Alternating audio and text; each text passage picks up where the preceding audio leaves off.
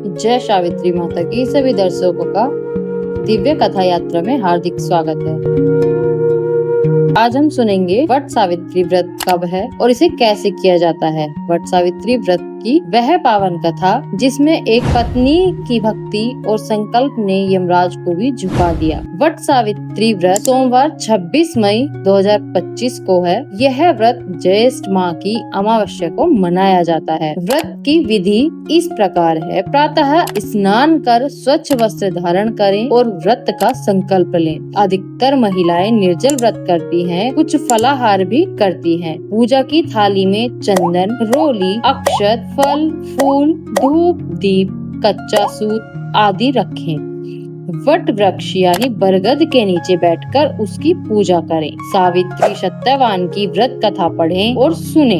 What वृक्ष की 7, 11 या 108 बार परिक्रमा करें और प्रत्येक परिक्रमा में सूत लपेटें। ब्राह्मणों को दक्षिणा व वस्त्र आदि का दान दें। अंत में पति की लंबी उम्र के लिए सुख समृद्धि की कामना करें। वट सावित्री व्रत की कथा बहुत प्राचीन काल की बात है। मद्र देश के राजा अश्वपत की कोई संतान नहीं थी। उन्होंने संतान प्राप्ति के लिए कठोर तप किया। अंततः उन्हें एक कन्या की प्राप्ति हुई जिसका नाम उन्होंने रखा सावित्री। वह अत्यंत तेजस्विनी, रूपवती, विदुषी और धर्मनिष्ठा कन्या थी। जब वह विवाह योग्य हुई तो स्वयंवर के लिए वह स्वयं योग वर की खोज में निकली। जंगलों में रहते हुए उसने एक तेजस्वी युवक देखा, सत्यवान। वह साल्व देश के राजा मत्सेन का पुत्र था जो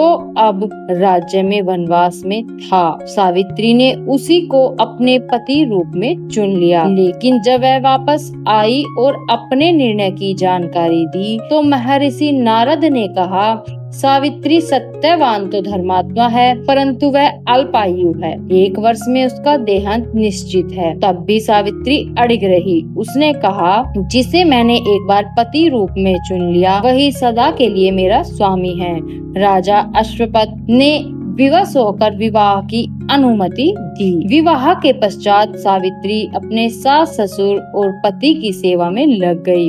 जब वह दिन निकट आया जिस दिन सत्यवान की मृत्यु होनी थी, तब सावित्री ने 3 दिन पूर्व से उपवास आरंभ कर दिया। उसने व्रत लिया और पूरी रात जप और ध्यान में बिताई। उस दिन वह सत्यवान के साथ वन में गई। सत्यवान लकड़ियां काटते हुए अचानक थक कर बैठ गया और उसने सिर में पीड़ा होने लगी। सावित्री ने उसे अपनी गोद में ले लिया। कुछ ही क्षणों में सत्यवान का प्राण निकल गया। तभी यमराज वहां प्रकट हुए और सत्यवान का प्राण लेकर चलने लगे। सावित्री भी उनके पीछे चल पड़ी। यमराज ने उसे रोका और कहा, तुम अब लौट जाओ, यह धर्म के विरुद्ध है। पर सावित्री ने कहा, जहाँ तक मेरे पति की आत्मा जाती है मैं वहाँ तक चल सकती हूँ, यह मेरा धर्म है। यमराज उसकी भक्ति, ज्ञान और तर्क से प्रसन्न हुए। उन्होंने कहा, तुम 3 वर मांगो पर सत्यवान का जीवन नहीं। सावित्री ने कहा, ठीक है, मेरे सास ससुर की नेत्र ज्योति वापस लौटे, उनका खोया हुआ राज्य उन्हें फिर से मिले, मुझे सत्यवान से 100 पुत्रों की प्राप्ति हो। यमराज ने कहा, तथास्तु, परंतु तभी वह चौंके। यदि सत्यवान जीवित नहीं रहेगा तो पुत्र कैसे होंगे? उन्होंने अपनी भूल स्वीकार की और बोले, तुम सच्चे प्रेम, भक्ति और नारी धर्म की प्रतीक हो। मैं सत्यवान को जीवन दान देता हूँ। सावित्री वापस लौटी और सत्यवान फिर से जीवित हो उठा।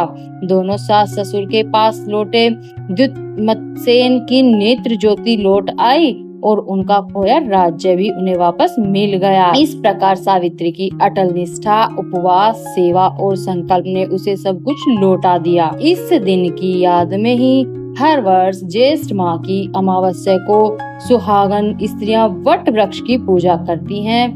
सावित्री की तरह अपने पति की लंबी उम्र और सुखी जीवन की कामना करती हैं। यह व्रत स्त्री की पति भक्ति, प्रेम और दृढ़ विश्वास का प्रतीक है।